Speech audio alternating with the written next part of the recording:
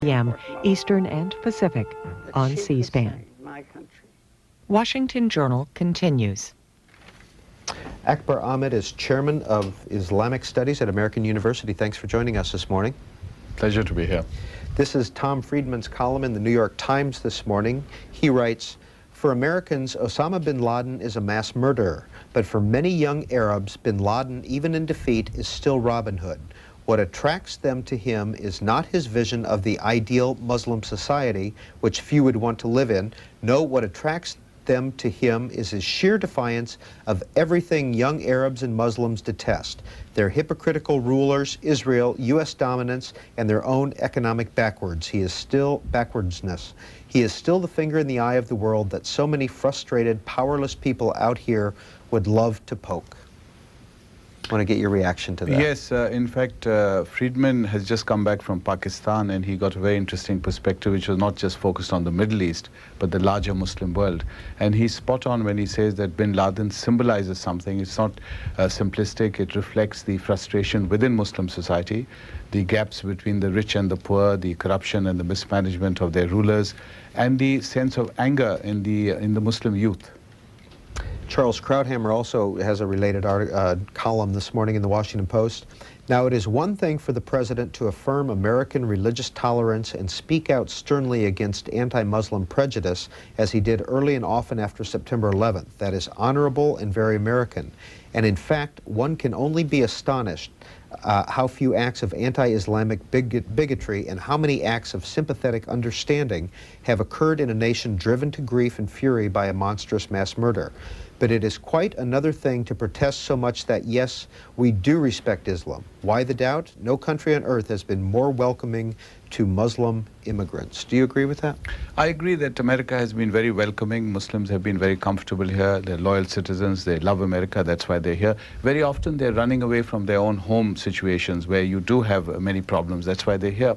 But I don't entirely agree that Muslims have not spoken out in sympathy for the tragic and terrible events of September 11. Many, many Muslims have spoken out and spoken out very clearly. So I think that there is a slight misunderstanding in this article. And one final comment before we go to phone calls is Franklin Graham, Reverend Franklin Graham, recently said that we are not attacking Islam, but Islam has attacked us. The God of Islam is not the same God. He's not the Son of God of the Christian or Judeo-Christian faith. It's a different God, and I believe it is a very evil and wicked religion. I think the Reverend really needs to understand Islam a bit better. There's a gross misunderstanding, and this kind of thing, I think, could inflame the situation, creating misunderstanding both in Muslims and non-Muslims. I would really recommend that he read my own book, Islam Today, and then I'd be happy to talk to him about any problems we may still have. What is the biggest misperception that Americans have, who are not Muslim, have about Islam? I think what the Reverend said, the God of Islam is exactly the same as the God of Judaism and Christianity. The God of Islam is compassionate, merciful. The two greatest names of God in Islam are Rahim and Rahman, which mean beneficent, merciful, compassion. And I think that that creates a lot of misunderstandings where that is not communicated to many Americans. So there's a failure both of Americans to understand this nature of Islam and Muslims to communicate this aspect of their religion. How do we perceive Middle Easterns and Muslims? I think Americans have been by and large conditioned by the media coming from Hollywood. Hollywood films like The Siege, Executive Decision, True Lies for the last 2 decades have depicted Middle East people, Muslim people in a very negative light, normally as psychopaths, as terrorists, as murderers. And of course, these people exist in every society. But what has happened is that this has become the shorthand, the depiction of an entire civilization. And that has been most unfortunate, so that when September 11 happened, people didn't realize that many Muslims were killed in New York. In fact, one of my own relatives was killed in one of the towers. People didn't realize this, and they equated what the hijackers did, the terrible deed, the tragic deed that was done, with Islam as a civilization. Now, where were you raised? I was raised in Pakistan and studied in England. And how long have you been in the States? I've been over a year now. I was at Princeton University, and I'm at American University now. I'm sorry, how long? Princeton, over a year. Over a year. Yeah. Okay. And after September 11th, did you have fear? Did you feel a need to put an American flag on your lapel or anything? No, I haven't done that because I really felt that there has been a great tragedy, but I did feel as an academic sitting in Washington at the American University that it became imperative that I tried to explain and try to act as a kind of bridge between the misunderstandings, the chasm that was growing between the Muslim community and the American mainstream community. There's been a lot of talk in Pakistan about the schools, the schools that the Muslims are running, or that the Al-Qaeda organization. Can you tell us about the school? Yes, I've in fact written about this. Some of us have been involved and concerned about some of the issues which are now becoming front page news all over the world. Over the 1990s, I've been writing about precisely this issue in the Muslim world, where the madrasas, the religious schools, have been growing in importance and creating the body that eventually became people like the Taliban. Now, there's nothing wrong in good religious schools, but some of these schools have a very limited syllabus, which then communicate a very limited understanding of the world. So the people coming out from the school, we would very often go into Afghanistan, and there was a kind of ready-made religious war situation, which would feed into people like Osama bin Laden coming from outside the area and living and finding refuge in Afghanistan and being able to do all kinds of acts which were illegal. Akbar Ahmed is chair of Islamic Studies at the American University here in Washington, D.C. He is also the author of Islam Today, A Short Introduction to the Muslim World. When did this first come out? This came out 2 years ago, and it's now been revised and it's come out again. And what's been the difference from 2 years ago to today? Well, in terms of this book, it was a book which did reasonably well, an academic book. It was blessed by the Archbishop of Canterbury, who gave it a very good blurb for the cover. But then it appeared, Oprah Winfrey, I appeared on the show, and Oprah Winfrey gave it a plug, and suddenly it became a very well-known book in America. So I'm delighted that people are picking up its serious arguments. For an author, that's the most important thing, that a book is taken seriously and people read it and respond to it. The numbers are on the bottom of the screen if you'd like to ask Mr. Ahmed a question. 202 is the area code, 737-0001 for Democrats, 737-0002 for Republicans, and 202-628-0205 for all others. Our first call is from Green Acres, Delaware on the Republican line. Our next call is from Vermont, Democratic line. What's the name of your city? Well, city is a rather large word. The town is called Princeton. Princeton. Go ahead. Since September 11th, I've read lots of Muslim clerics and spokespeople for Arab organizations, even Muslim politicians, saying over and over again that hitting the World Trade Center was an un-Islamic thing to do, that murdering innocent people was un-Islamic.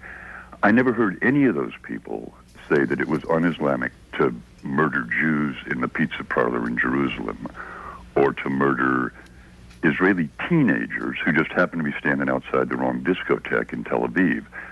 I mean, is it Islamic to murder Jews, but not Islamic to murder Americans? Is that the distinction there? I think that's a very good question. In fact, if you read my book Islam Today, I've answered this question. I have pointed out that any human life, Jewish, Christian, atheist, is against taking of that life, is against the laws of God. And God in the Quran is quite specific about this.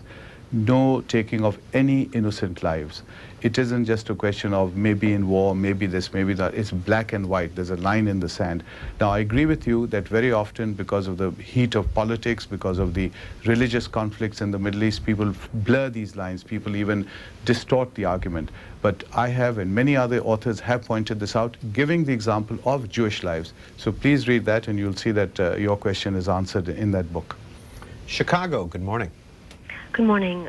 Thank you for taking my call, and most sincerely thank you for C-SPAN.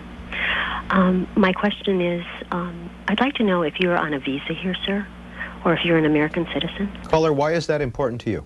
It just is, I guess. I guess it's important to me because in my heart of hearts, I truly believe until all of this conflict has been revised or settled, I truly believe that people on visas that are in this country should go back to their country of origin, and maybe we should become, I don't really believe that we should become isolationists, but I think that we need to take the time to change some of the laws in this country in regards to visas and get stricter controls. Do you think the gentleman could answer me? I'd be happy to answer that. I'm here on a visa. I'm working with the American University, so I've got an extended visa. I'm happy to be contributing my knowledge to this country. But I'd like to point out something serious that the question raises, the fear, the uncertainty around the Muslim community. We mustn't forget that there's something like 7 million Muslims living in America as citizens. Many of them have been here for generations, the Afro-American community, for instance. Now, to cast the entire community under a cloud is unfortunate because it compromises America's own freedoms, America's own idea of itself as a multicultural, multi-religious society, and I think that is something we must try to preserve. The next call for Akbar Ahmed is from San Diego on our Republican line. Mr. Ahmed, I'm retired from the United States Navy. I've spent 2 tours in the Persian Gulf, and I spent 1 year of shore duty in Bahrain. So I've met a lot of Islamic people. And one thing I get tired of the criticism coming from your side is that nobody here understands your religion. Well, guess what? When I was there, not one person there understood all the different religions that we have here. They didn't know what a Mormon was, a Pentecostal, a Methodist, a Lutheran. Didn't really understand much about the Roman Catholics either. So therefore, why don't you go back over there and educate those people first, and we'll educate ourselves, and then we can weed out who is a real American of your type, instead of having to worry about, here in San Diego, about half of those people on the plane were living among us, driving down our roads, eating our food, taking our courtesy in, and then they go blow us up. I think you all should go back and figure yourselves out before you're worried about us. Good night now. I can understand your emotions. I know that many people feel very emotional about what happened, so do many Muslims. And I can assure you that many of us have taken exactly the steps you're recommending, which is trying to educate, create dialogue, create understanding in both sides of the camp. This dialogue is absolutely crucial in the 21st century. Otherwise, we're going to have many repeats of these unfortunate incidents, and we want to avoid that. Professor Ahmed, have you heard that type of comment a lot since September 11th? I haven't heard it, so I'm grateful to C-SPAN for allowing me to hear this. I haven't heard this, I must confess. There is obviously a lot of emotion, and it's good to understand the feelings of people.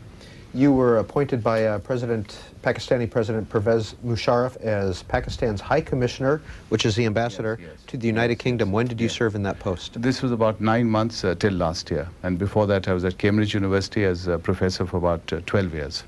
Next call is from Fairfax, Virginia, Democratic line.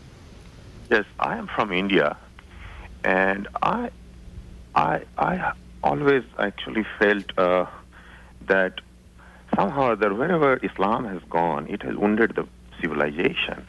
India actually, as you were saying, actually adopted that Islamic people can live in that country, and there will be a diverse society, and they will be absorbed. And they have remained, and they create the same kind of problem. Actually, I was joking with somebody that if Osama bin Laden wants to take refuge, probably they will be given refuge by the Muslims in India. Actually, this is a scourge on the. Wherever they have gone, they have wounded the civilization everywhere. They have wounded their own civilization. They all of them somehow or other feel that they have come from Arab. Actually, I have asked a lot of people. They could not keep themselves together. I mean, they created Bangladesh, because they could not tolerate a separate language, actually. So what is your comment about, you were talking about the kind of society you want in America. How do you react to this? I will listen to it. Yes, now you mentioned India, which is a very good example. You mentioned the problems between Muslims and Hindus in India. But we must also remember the great synthesis that took place, the great flourishing of cultures in India between Muslims and Hindus, the great period of the Mughals, for instance, the great architecture, the Taj Mahal, for instance, the poetry, the literature, the great times of peace and prosperity. A lot of this was also synthesis between the cultures. So we must strive as civilizations to create this understanding and dialogue between civilizations. Is there a large Muslim population in India? There is a very large Muslim population, something like 130 million. So it remains substantial, and of course, it's the fate of that population is tied up with the relationship of India with Pakistan. So very often, when there's war between them or tension between them, the Muslims of India get involved. Now, when was Bangladesh formed and why? Bangladesh was formed in 1971. Before that, it was part of Pakistan. It was called East Pakistan. There was a war with India in 1971, and Bangladesh then became a separate nation in its own right, and has since then been an independent country. Doug Gell writes this morning in the New York Times, democracy in the Muslim world is taking small and uneasy steps, and he has a map here, and he says that the only countries that are full democracies in the Middle East are Bangladesh, Senegal, Sierra Leone, Suriname, and Turkey. And he lists Pakistan as transitional. Is democracy important in the Middle East? I think democracy is absolutely crucial, and in the 21st century, unless Muslim countries are able to establish a working democracy in their lands, you'll see much more turmoil. Take the condition of Pakistan in 1947 when the country was made. We had a democracy. The movement for Pakistan was led by a great Democrat, Mr. Jinnah. He believed in human rights. He was a liberal. He believed in women's rights, the constitution. So that was the model he wanted for Pakistan. Now, unfortunately, that didn't happen. So we had a series of martial laws. Here's an email for Akbar Ahmed. How will Islam balance its call to obey both Islamic spiritual and secular laws and live in a tolerant global economy? I think really at a philosophic level, there's a great meeting point. There was a caller who talked about America and Islam. But you see the meeting point is Islam and America come together in terms of their respect for education, in terms of their respect for family values, in terms of their respect for the universe, to understand the universe around us, to be tolerant to each other. So at a certain level, there is a great meeting point. What we have to try to do is move towards that. Next call, Atlanta, Georgia. Independent line. Good morning, and thank you for C-SPAN. My name is Paul, and I'm a third-generation Egyptian American, but my family has never been either Arab or Muslim. We're Coptic Christians, the original Christian population of Egypt. I have a little bone to pick with C-SPAN, and then a question for Dr. Ahmed. My bone is that since September 11th, there have been many apologists for Islam and for the Jewish state of Israel, talking heads on the tube, on C-SPAN and the other stations. But we Christians of Middle Eastern origin, who are not Arabs, who are not Jews, who are not Muslims, we never seem to get a word in. So I would like to challenge C-SPAN to devote at least one program to Middle Eastern Christians and get our perspective on the conflict, and also to bring up a very important matter, which is the fact that in 11 Muslim countries, it's a capital crime to convert from Islam to any other religion. And in fact, I would like to see a line open for former Muslims to give their perspective on what it's like to live in fear for your life. And my question for Dr. Ahmed is, do you believe that every human being has a to change the religion that they were born into to another religion, including Muslims? Well, this is again a very important question because it relates to the history of the Muslim world. You're right to say that Christians have lived in the Muslim world for centuries, and in most areas they've lived as good neighbors without problems. I myself grew up in North Pakistan, and I was educated in a Christian school, a Catholic school, and we had no problems at all in the 1950s. I think what you saw was that in the 1980s and 90s, the mood in the Muslim world changing, and what Thomas Friedman pointed out, a kind of anger appearing in the Muslim world, particularly the youth, and that resulted in a general persecution of the minorities. In Pakistan in the 1990s, a bishop killed himself in despair. So I find that a very saddening experience, and something I regret extremely, because I grew up in a school with a lot of tolerance between the religions. Is it true that it's against the law to convert from Muslim to another religion? In some countries, yes. In Saudi Arabia, for instance, there's great strictness in Saudi Arabia, because the laws are interpreted literally, and therefore not only for this particular conversion, but for other things also there's great strictness. But in other countries, there's much more flexibility and much more laxness, and there have been conversions both ways throughout. For instance, in South Asia, this is a very common occurrence that does take place across the religions. Do you have any views on the Saudi government? My views are that the Saudi government itself is undergoing a lot of strains, a lot of changes. The economy is changing, there are political pressures. People like Osama bin Laden have been sending out messages which challenge much of that exists in Saudi Arabia. And I think the Saudis themselves will be wanting to reassess their own strategy into the 21st century. Hatfield, Massachusetts, Republican line. Good morning, C-SPAN, and thank you for taking my call. Good morning, Mr. Ahmed. On behalf of the American people, we're very fortunate to have you here in the United States, and we appreciate your being at the American University.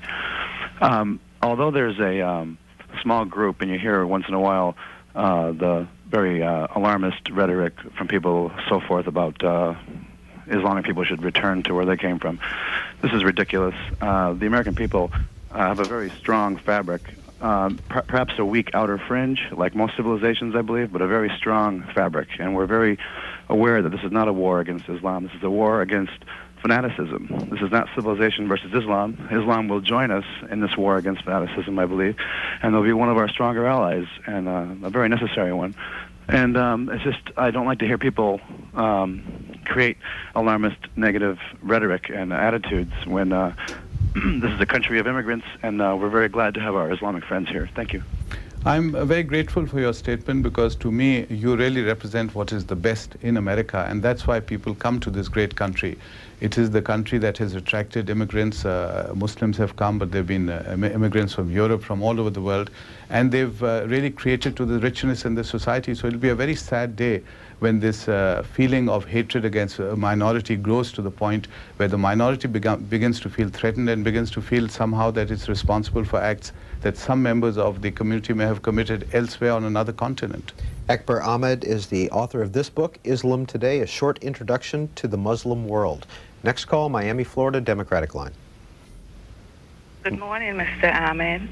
Good morning. Thanks for explaining Islam. I don't know anything about Islam, but I lived in New York from the early 60s to 80s, and I admired the Muslims, the way they conducted themselves, and the way they built up the place. The ones who tell you to go back to your country, you ask them where did they come from, or where did their foreparents come from? Because this country was belonging to the Indians, and all of us coming here, I'm a citizen, and so just ask them that. Thank you. Thank you for your comment. I hope the earlier caller who suggested all Muslims go back from where they came heard that. I would also point out that I was invited to address the synagogue in London 2 or 3 years ago to give the Rabbi Goldstein Memorial Award.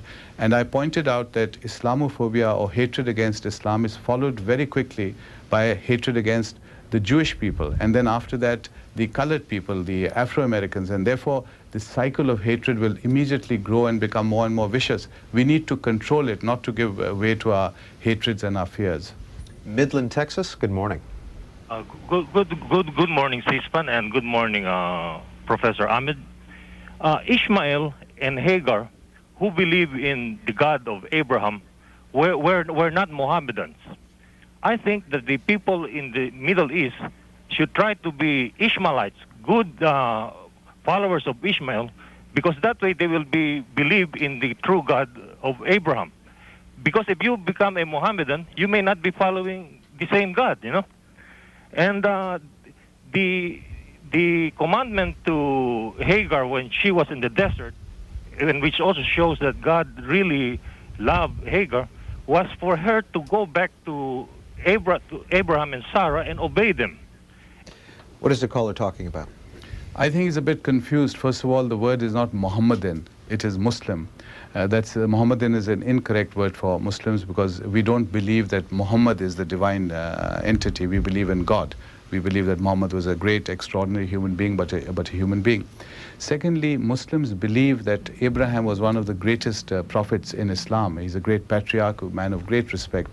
And Muslims, in every prayer, throughout the day when Muslims pray, they pray for Abraham and his descendants. So that is how close Islam is to Abraham and his descendants, who are, of course, people of the other faiths. So it's wrong to try to separate Islam from the mainstream Judeo-Christian tradition. Next call, Livermore, California, Republican. Yes, Professor, I'm really glad to hear you on the program today. I wanted to ask you a couple of questions.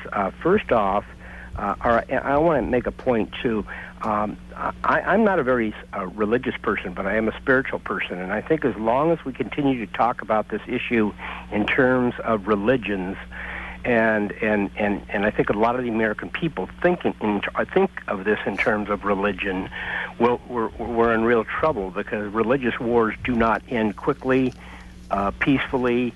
They usually are bloody and ugly, and we can just look at past history to see that. I think this is a geopolitical war, primarily, with religion wrapped in it. And one of the things that I don't see a lot on the American press about, and it bothers me, and I have a hard time talking to some of my friends about it, is the impact of the American relationship with Israel since 1948, and that relationship and how that has impacted the Muslim world. We did not take a Solomon-type stance when it came to Israel and Palestine. It's been a totally one-sided venture. Anybody that has taken any time to study that understands it. We've poured $30 billion a year minimum into Israel. Most of that's gone to military build-up to protect Israel for various reasons, economic, to protect our oil, whatever the reasons might be. But that makes it easy for me to understand why the countries that Palestine and some of the Muslim countries don't trust us, because we are basically supporting their enemy with arms and a lot of propaganda. The American press, the American TV networks, the American written press, you very rarely see, up until maybe recently, anything that's been even cited about that, the Israelis and the Palestinians. The Israelis are naturally European, they're white, they went to our schools, and they're easier for us to understand. Okay, caller, we'll leave it at that. We got the point. Yes, Thomas Friedman, in fact, did mention Israel as one of the factors in what is happening in the Middle East and the anger in the Middle East. He pointed that out. I would say that we need to go beyond the religious side of this conflict, as you correctly point out. We need to be looking at something much bigger in the 21st century as a global society. We need to be looking at the two ideas that will dominate the 21st century. One idea, the clash of civilizations. The other idea, the dialogue of civilizations. And we really have to line up here, not in terms of I am American, I am Arab, I am a Pakistani, but in terms of, do we believe in the clash of civilizations, or do we believe in dialogue, in the dialogue of civilizations? And that, I believe, will determine how many of us will be thinking in the 21st century. And if the people who believe in the clash dominate the 21st century, then we will be seeing unending wars and unending violence. Do economic factors play a role in the current clash? I think economic factors play a great role. You're already seeing the turmoil in much of the Muslim world, but there are also ideological factors, there are cultural factors, there are political factors. It is a very complex and a very complicated, changing, dangerous kind of world we are living in. If you could do one thing, what would you do to improve the situation in the relationships? I would really take the step towards understanding. This is a small word, understanding, but it's absolutely crucial. And you can see from some of the questions how much lack of understanding there is. I believe that the understanding between the West, between America, between Britain and the Muslim world is absolutely crucial, not only because of the nature of the Muslim world, over 1 billion people, 55 states, but the fact that something like 25 million Muslims live in in the West. Now, you can't just wish them away, as some callers may want. They exist, they will exist, they're citizens. So the first most important thing, and of course President Bush is aware of this, he's taking steps, he's going to the mosque, he's calling Muslims for iftar parties to open the fast in Ramadan. These are very important steps, and they reassure the community and they build bridges with the community. I think that is very important. Next call, Chesapeake, Virginia, Democratic line. Yes, thank you for taking my call. I've been trying to get on for ages. For Mr. Ahmed, pleasure to have you, to be talking to you. Thank you. I'm a Democrat and Jewish, and second generation on my father's side, first generation on my mother's side. The Jews, the Israelis, have no antagonism towards Muslims. The Palestinians in Israel were treated a lot better than the Jews in Arab countries. And the Jews at one time in Arab countries were treated well, but in later years they were not. They were persecuted. They were treated less than dirt. Many Muslims, just tail end last week, the Arab American Committee, Relations Committee, were on C-SPAN too, and they talked about how badly the Israelis treat the Arabs, the Muslims. Dr. Ahmed. We know the problems between the Arabs and the Jews. We know the problems between the Hindus and the Muslims. I think what we have to point out is the points of contact and where they were able to be together. Muslim Spain, for instance, centuries ago was a place where Jews, Muslims, Christians could live together, could create a civilization that the world could be proud of. There's a great deal of tolerance. There were libraries, there was open debate. The library at Cordoba had more books in it than the rest of Europe put together. And it was a creation of these three great civilizations living together. North Olmsted, Ohio. Good morning.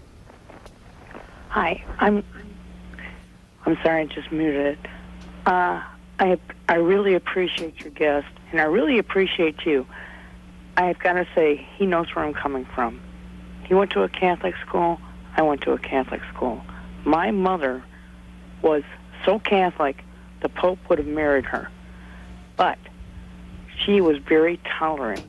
She said, she doesn't care where you go, but you go to Mass, or you go to church, or you go anywhere once a week. That was her thing.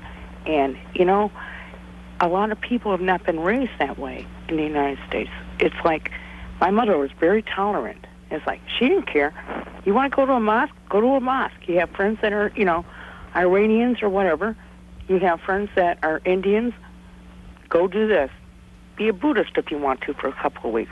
Whatever you want to do. Eventually you'll come back to wherever you came from if you want to. And I don't understand this hatred amongst people.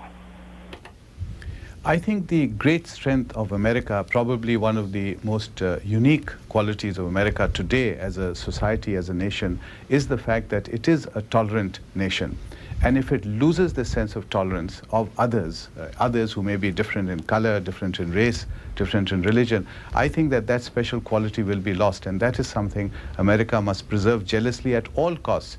There have been great provocations, there are great dangers, but it must hang on to that at all costs. If that goes, then America loses something very special. In your book, you write, many Arabs complain today that although they are ostensibly free, their societies are still in bondage to Western imperialism. Do you agree? Yes, many Arabs across the world feel that their governments, their rulers have sold out, that they are lackeys, and that many of their problems are because of the incompetence and the mismanagement that they see in their rulers. And that is why the anger and the hatred, again, as Friedman very correctly pointed out.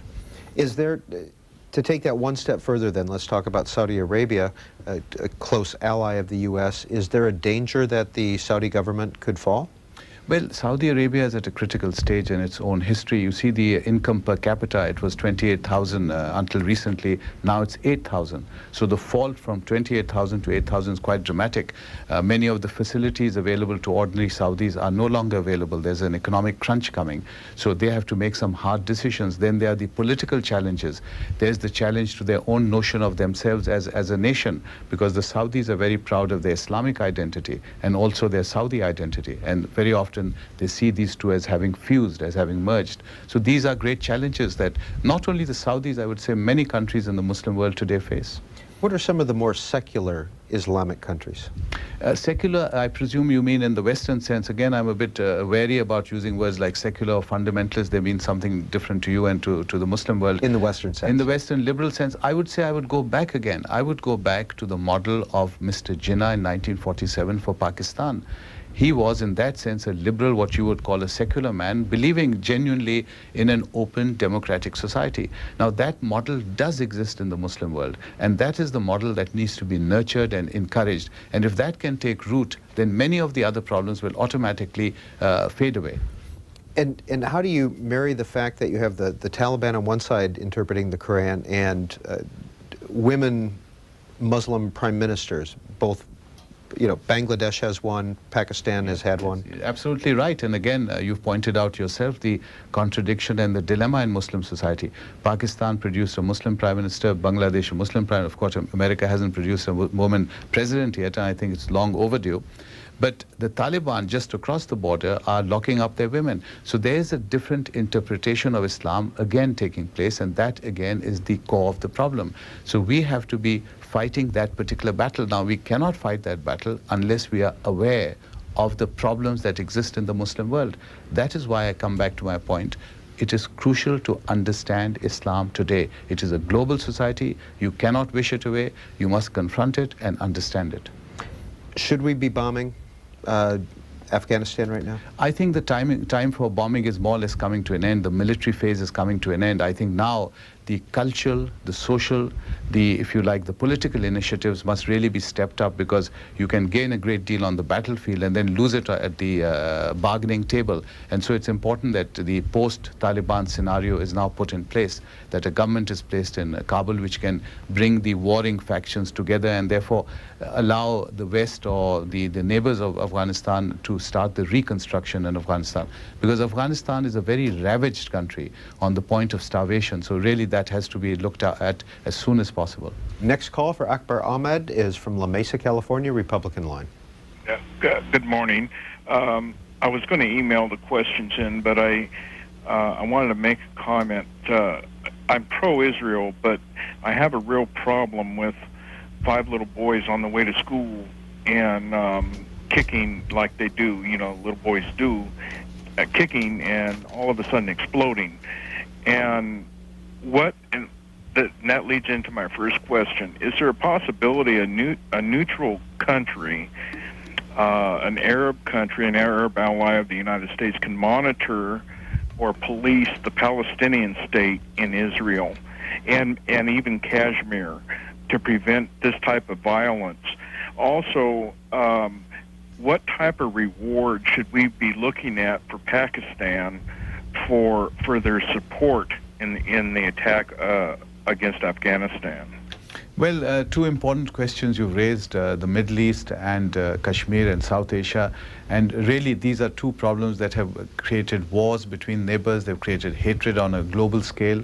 They've ensured that there are clashes of civilizations taking place. And we need to really sit down and resolve these issues, bringing in both parties, making sure that there's a sense of justice to both parties and a sense of security to both parties. If this is not done, then I'm afraid, as a scholar writing on this area, that this problem will create more tragic incidents and more violence in the future. Because remember, in turn, this is unleashing a generation of young men with a lot of violence and hatred in their hearts. And then you see this tragic daily news coming in from these places of children being killed, women being killed, shopping malls being attacked, buses being attacked, and civilians just totally in a state of uncertainty and vulnerability. Oakland, California, on our Democratic line. Thank you for C-SPAN. And Professor, I truly appreciate the fact that you're willing to come on C-SPAN and speak to us today.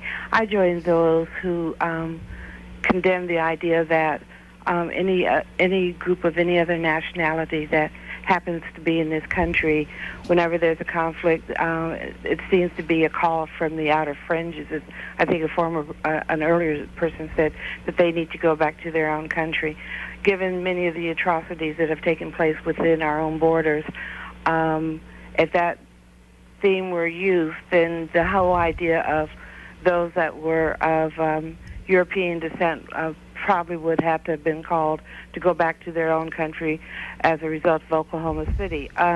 It's illogical. This type of rationale does not make sense. It's not rational. I truly appreciate the fact that you're willing to speak, and it is my hope that the majority of Americans who don't fall in that category will raise up and say this is a time for education and a time for support and time to look at what actually is the problem. And the problem is not an entire group of people, but certain individuals as there are here. Yes, I'm grateful for your compassionate position, and you're absolutely right to point out that what Timothy McVeigh did was not Christianity, it was the act of an individual.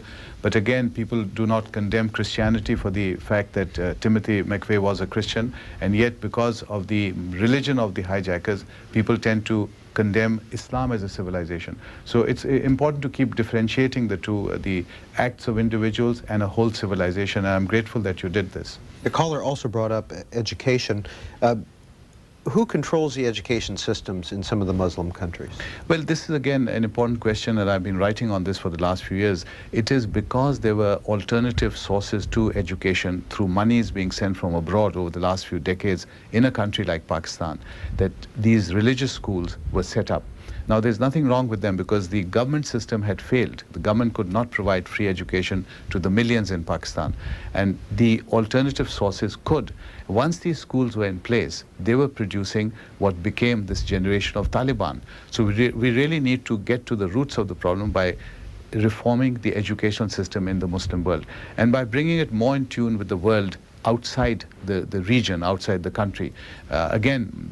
Making people aware that we are living as a global civilization, and indeed Islam constantly talks of itself as a global worldview, as a global civilization. The notion of globalization is embedded in an Islamic vision, where all peoples, irrespective of color, race and religion, are considered as children of God.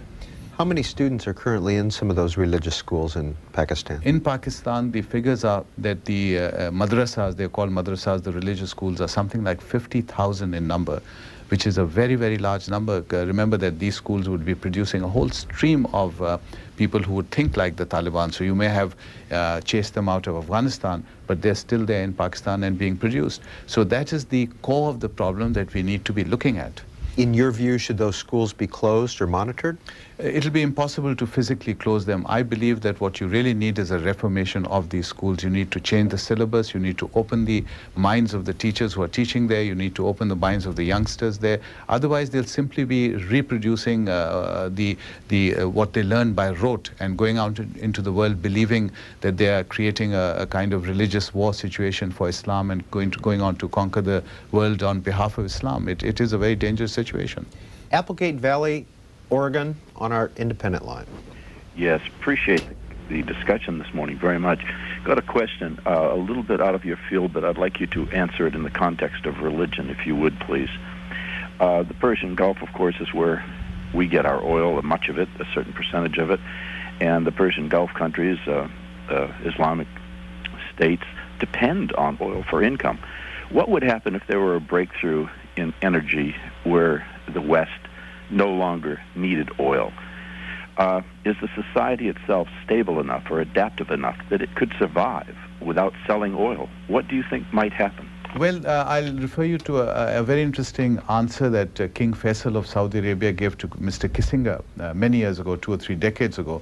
Mr. Kissinger said exactly this, your question, that if your oil wells are destroyed or dry up, what would you do? And he said, we have lived in the deserts, we have lived off the date palm tree, we've lived eating dates. We'll simply go back to the deserts and live in our tents. And we'll still have ultimately Makkah and Medina, the heart of the Muslim world. So there is the feeling that that we can do that in the Muslim world. However, what has happened is over the last 2 or 3 decades, many of the elite in the Muslim world live lives which are luxurious. They live lives which depend on Western developments, on facilities brought from the West, the comforts brought from the West, and they may find it genuinely difficult to go back to the desert and live as King Faisal wanted, back in the desert in a tent. In your book, you quote Professor Muzammil Siddiqui talking about Muslim youth in the West, and here's what Dr. Siddiqui writes. Thus it is observed that few Muslims care for 5 daily prayers. Some do not feel bad about drinking, dating, and dancing. Some Muslim girls feel there is nothing wrong with marrying non-Muslims as long as they love and care for each other.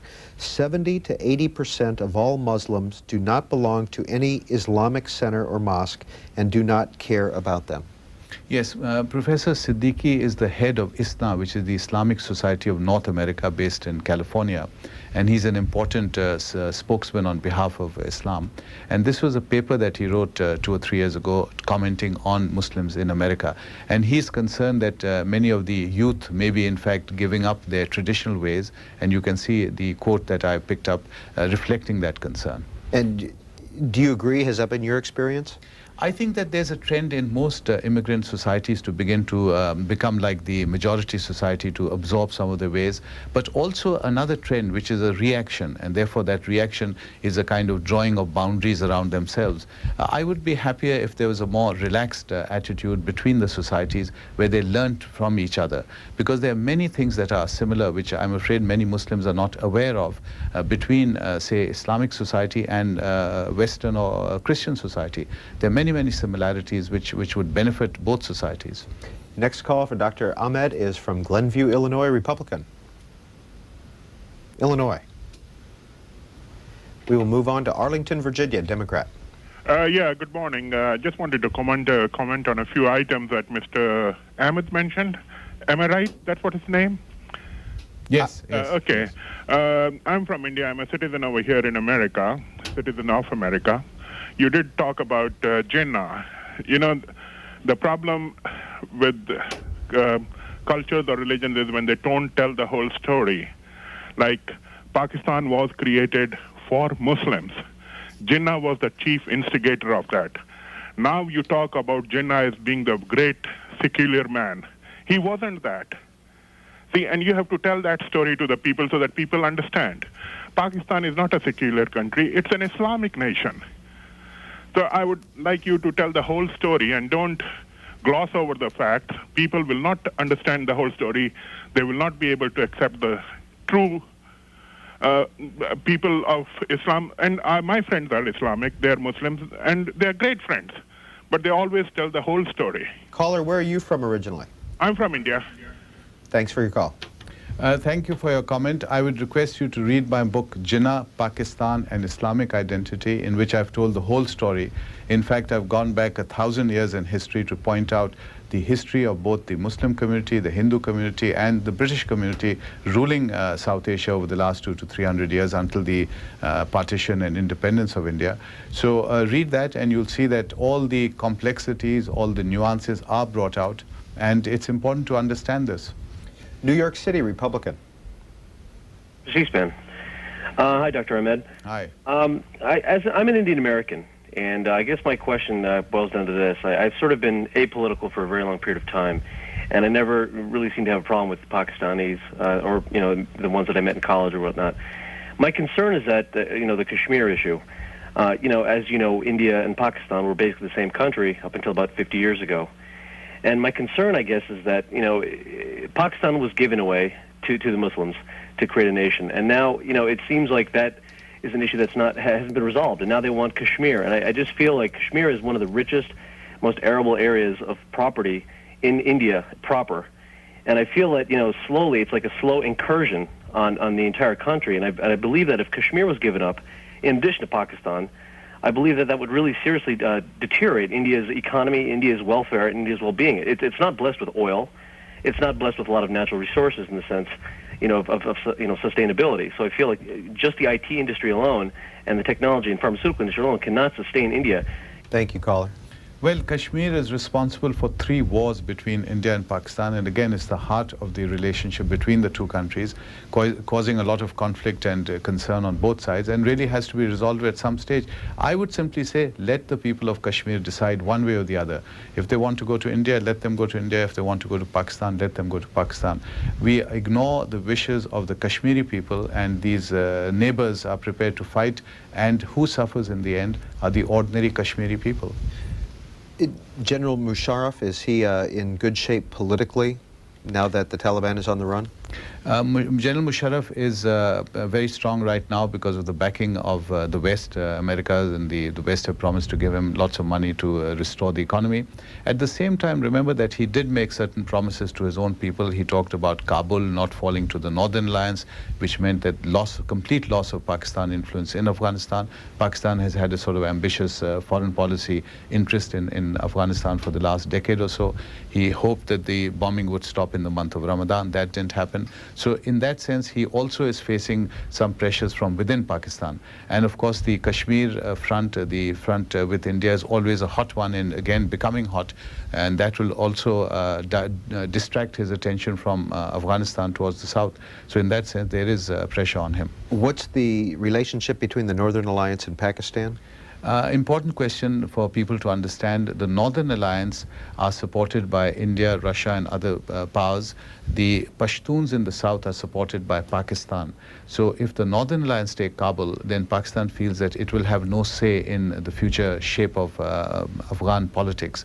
And for Pakistan, this is a big blow in terms of its foreign policy position, because Pakistan has been, some would say, meddling and interfering too much over the last decade in Afghan politics. Next call. St. Petersburg, Florida, independent line. Hello, good morning. I just wanted to make a quick comment to my fellow Americans, whether they be Muslim, Christians, Buddhist, Jewish. Osama bin Laden does not represent Islam as Hitler did not represent Christianity. So it's time that we stop pointing fingers towards religion and start looking to the truth of the matters instead of sitting there telling somebody what they are. And that's basically it. I just wanted to make that comment. Thank you for that comment. In fact, you reflect the comment of the great Muhammad Ali, who visited New York after this tragic event, and he was asked, what do you think of the people, Muslims of your faith who did this?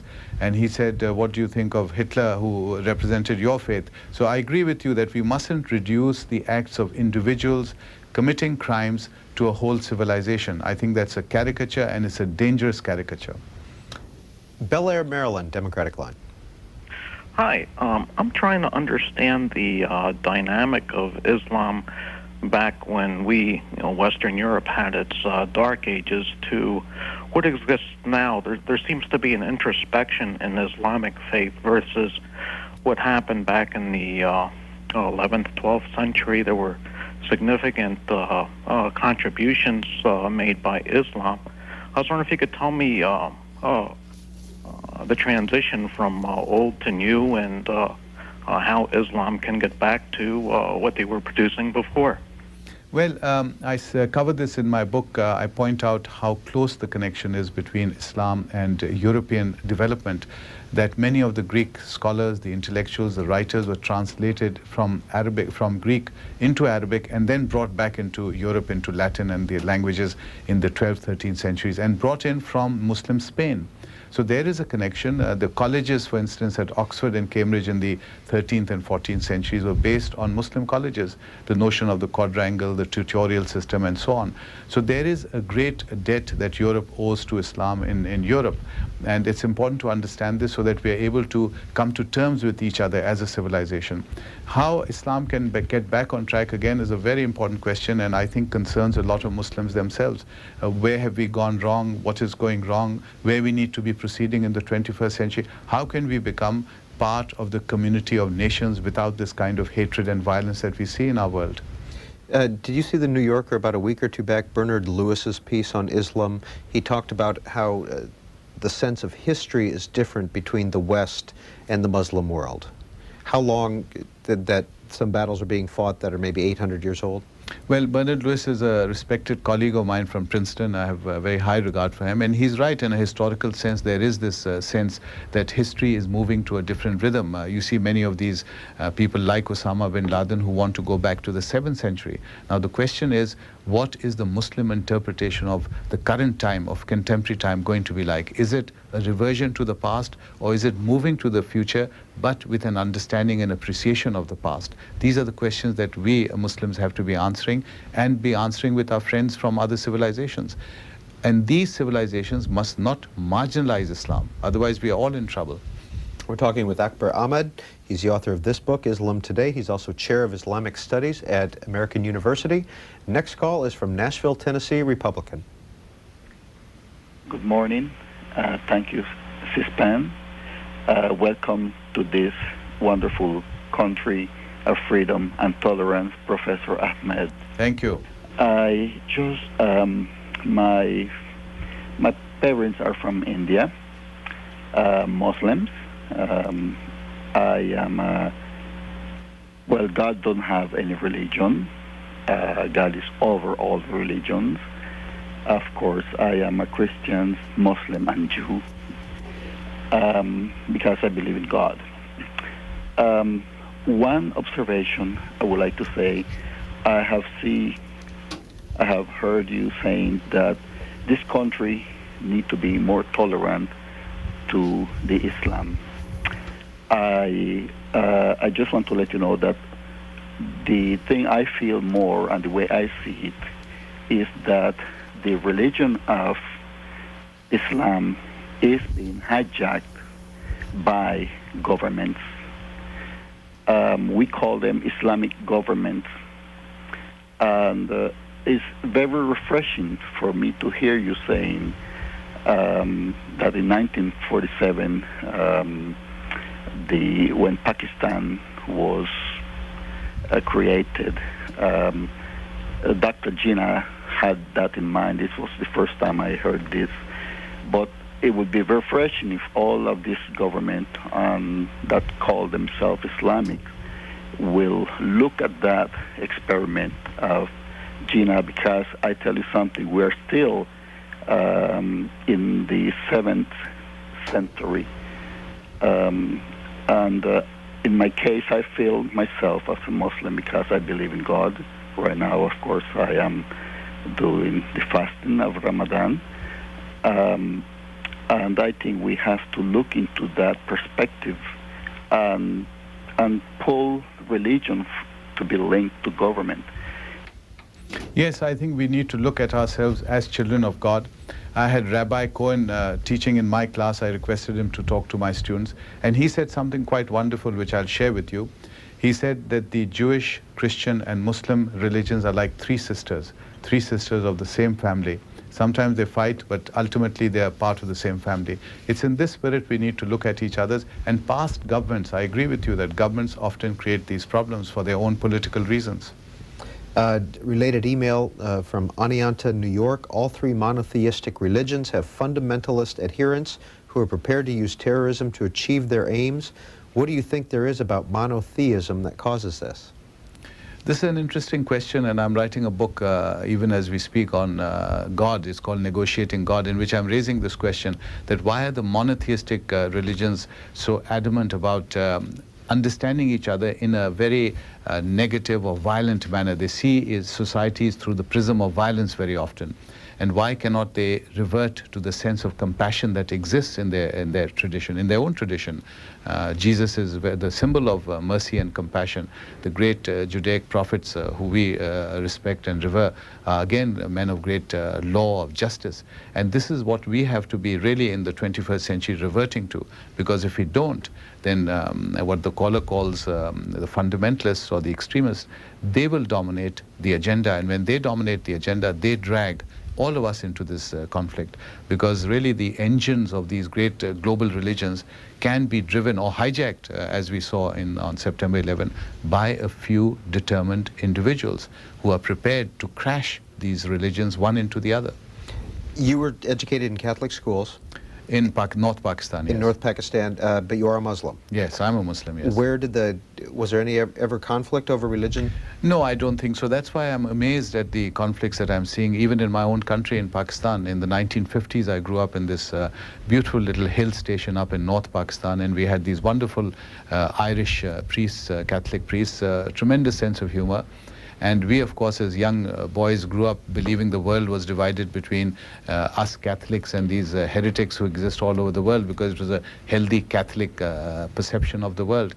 And we really looked up to these priests. We called them fathers. We had a lot of affection from them, respect from them, learning of the world.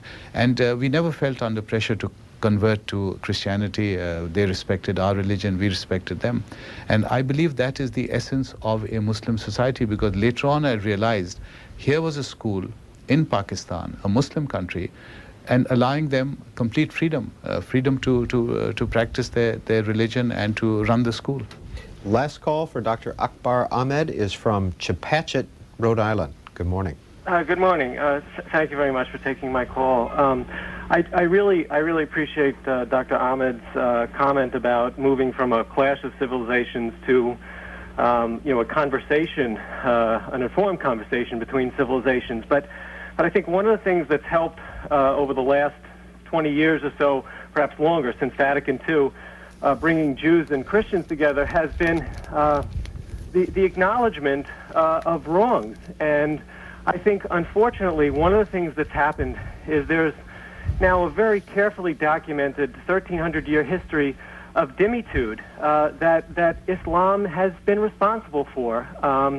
And I think that until there's a clear and open discussion of the impact of dhimmi status imposed upon non-Muslims, whether they're Christians or Jews or Zoroastrians, and admittedly there have been periods when dhimmitude was not imposed with such extremity, that there was more tolerance of non-Muslim groups. But the process of converting Christian majorities into minority groups, and then going through periods where Christians, Zoroastrians, and Jews were really repressed by Islamic societies, has really not been given the sort of open and clear-cut discussion that is required for ultimately there to be a reconciliation. I completely agree that there is a dialogue between Jews and Christians, and the third point of the triangle, which is the Muslim part, is missing. It could be strengthened. It is there, but it's missing. So you really need a dialogue between Jews, Christians, and Muslims, the three great Abrahamic faiths, and I believe that is long overdue, and I believe that that is in process in certain parts of America. I know that I'm in dialogue with certain colleagues from the other faiths, and that will allow us to examine all our religions, our civilizations, our cultures, and then to strengthen what is common to us, so that we can move towards a dialogue of civilizations and then an understanding of civilizations. That is crucial. Dr. Akbar Ahmed is Chair of Islamic Studies at American University. How much longer will you be in the country? This is a tenure job, so it's a permanent job at the university. Well, I hope you'll come back and join us here at the table again here at C-SPAN. Thank you very much, Peter. He is also the author of this book, Islam Today, A Short Introduction to the Muslim World. We're going to let Dr. Ahmed leave. We're going to do some open phones here. We're also going to look at some articles. And in a little while, in about 15 minutes,